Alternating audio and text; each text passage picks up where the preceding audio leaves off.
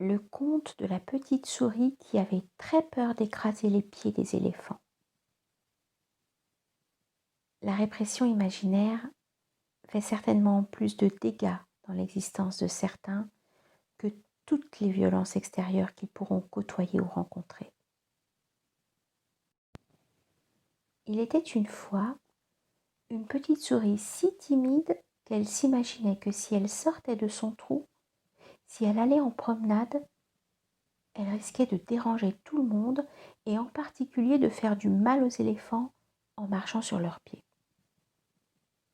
Quand elle sortait de chez elle, elle marchait avec beaucoup de précautions, avançait avec hésitation, regardait soigneusement autour d'elle afin de ne déranger personne.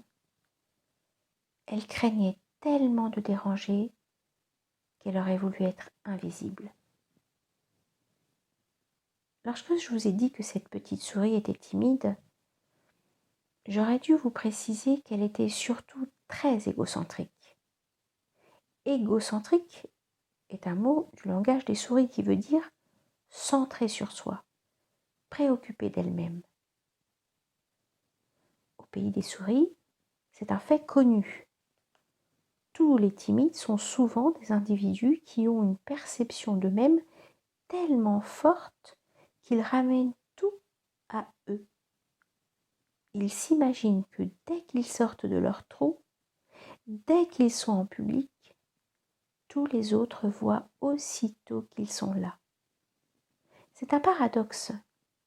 Les souris timides pensent que chacun, cessant son activité, déviant le cours de ses pensées, se met aussitôt à avoir une opinion, un point de vue, un commentaire sur elle. Alors, ces petites souris, soi-disant timides, se mettent à vivre, à se comporter à partir de tout un imaginaire. Elles échafaudent une vie de fiction, totalement irréelle, à partir de laquelle, hélas, elles construisent et organisent la plupart de leurs comportements. Si je fais ceci, je risque de faire de la peine à un tel. Si je dis cela, je risque de provoquer de la colère. Si je ne dis pas, ils vont penser que. Si je ne fais pas, ils vont imaginer que. Elles passent ainsi à côté de leur existence, sans pouvoir se réaliser et aller vers le meilleur d'elles-mêmes, tellement elles s'enferment dans ce qu'elles ont imaginé de l'imaginaire de l'autre.